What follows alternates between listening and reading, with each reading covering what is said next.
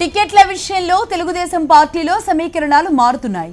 అసమ్మతి నేతలను బుజ్జగించే ప్రయత్నంలో భాగంగా కొందరు నాయకులకు పక్క జిల్లాల్లో టికెట్లను కేటాయిస్తున్నారు. పశ్చిమ గోదావరి జిల్లా కోవూరు సిట్టింగ్ ఎమ్మెల్యే మంత్రి జవహర్కు కృష్ణా జిల్లా తిరువూరు స్థానాన్ని కేటాయించారు. అలాగే పాయకరావుపేట సిట్టింగ్ ఎమ్మెల్యే అనితకు పశ్చిమ గోదావరి జిల్లా కొవ్వూరు టికెట్ను కేటాయించారు.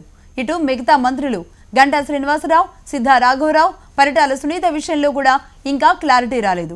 పొలిట్ బ్యూరో సమావేశంలో దీనిపై చర్చించి నిర్ణయం తీసుకునే అవకాశం కనబడుతోంది.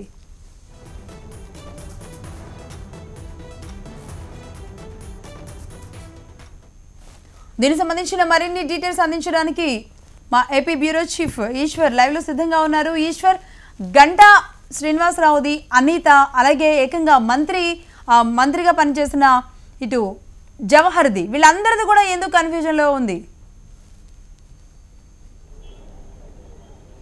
ఇట్లాంటి పరిణామాలు సాధారణంగానే ఉంటుంటాయి ఎలక్షన్స్ టైంలో. ఎందుకంటే ఎవరైతే గవర్నమెంట్ ఉన్న 5 సంవత్సరాల్లో చాలా యాక్టివ్గా ఉన్నారో వాళ్ళ కాన్స్టిట్యున్సీలో చాలా తీవ్రమైన ఇబ్బందులు, అసమ్మతిని ఎదుర్కోవడం అయితే కొంత విచిత్రమైన పరిణామంగా చూడవచ్చు. వాళ్ళకి 5 సంవత్సరాల సమయం ఉన్నా వాళ్ళకి అక్కడ ఉన్న స్థానిక సమస్యలను గుర్తించలేకపోవచ్చు, లేకపోతే స్థానిక నాయకత్వాన్ని కన్విన్స్ చేయడంలో విఫలమై ఉండొచ్చు. మనం చూస్తే 2 ఎస్సీ రిజర్వ్డ్ కాన్స్టిట్యున్సీస్ తిరువూరు కావచ్చు, లేకపోతే కొవ్వూరు కావచ్చు, అలాగే పాయకరావుపేట, ఈ 2 కాన్స్టిట్యున్సీలకు సంబంధించిన నేతలు ఇద్దరు చాలా యాక్టివ్గానే ఉన్నారు. కొవ్వూరు నుంచి గతంలో సిట్టింగ్ ఎమ్మెల్యే, తర్వాత మంత్రిగా ఉన్న జవహర్ ఎక్సైజ్ శాఖ మినిస్టర్గా ఉన్నారు. ఆయన టీచర్గా ఉంటూ గతంలో 2014లోనే తొలిసారిగా ఆయనకి టీడీపీ ఆయన నాయకత్వ లక్షణాలను కావచ్చు, లేకపోతే పార్టీ పట్ల విధేయతను చూసి ఆయనకి టికెట్ కేటాయించింది.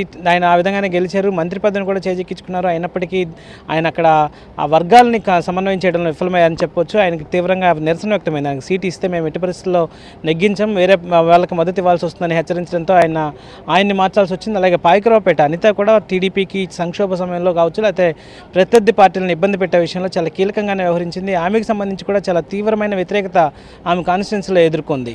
సో వీళ్ళని పక్కన పెట్టేందుకు పార్టీ అధిష్టానం కొంత ఇష్టం చూపకపోవడంతో వాళ్ళని ఎట్లయినా మిగతా చోట్ల అడ్జస్ట్ చేయాలన్న ఉద్దేశంతో మిగతా రిజర్వ్డ్ కాన్స్టిట్యున్సీల వైపు దృష్టి సారించారు. పాయకరావుపేట నుంచి అనితను తీసుకొచ్చి కొవ్వూరులో ఉంచి, కొవ్వూరు నుంచి ఉన్న జవహర్ని పక్కన ఉన్న కృష్ణా జిల్లాకి మార్చారు. కృష్ణా జిల్లా తిరువూరు నియోజకవర్గం నుంచి ఆయన పోటీ చేయించాలన్న ఆలోచనలో ఉన్నారు. ఆలోచన కాదు, దాదాపు ఫైనల్ అయ్యి.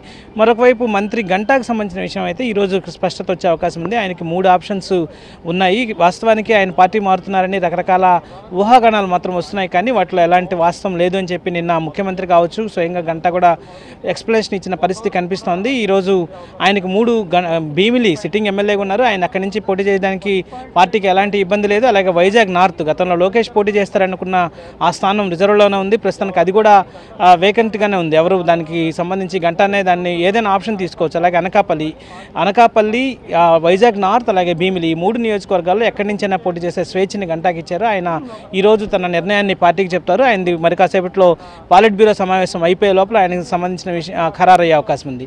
ఇక మంత్రి సిద్ధా రాఘవరావు విషయానికి సంబంధించి అయితే ఆయన ఇప్పటికీ తనకు ఎంపీకి వెళ్ళమని పార్టీ అధిష్టానం సూచించడం, ఆయన దానికి అంగీకరించకపోవడంతో తాను దర్శి నుంచే పోటీ చేస్తాను, దర్శిలో చాలా అభివృద్ధి కార్యక్రమాలు చేశాను, తనకి విజయావకాశాలు పుష్కలంగా ఉన్నాయని చెప్పి ఆయన చెప్పే ప్రయత్నం చేస్తున్నారు. కానీ పార్టీకి వేరే ఆప్షన్ లేదు. ఎంపీ అభ్యర్థి సరైన అభ్యర్థి దొరకపోవడంతో మీరు ఖచ్చితంగా అక్కడికి వెళ్లాల్సిందే అని పార్టీ ఆదేశించింది. సో ఇప్పుడు దర్శి నుంచి కూడా కొంతమంది కార్యకర్తలు ఇక్కడికి వచ్చి గొడవ చేయాలన్న ఆలోచనలో కూడా ఉన్నట్టు తెలుస్తుంది. అక్కడి నుంచి బయలుదేరినట్టు తెలుస్తుంది.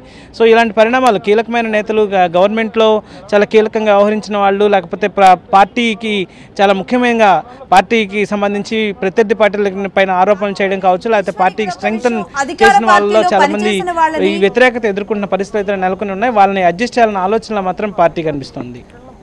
రైట్. Thank you Eshwar.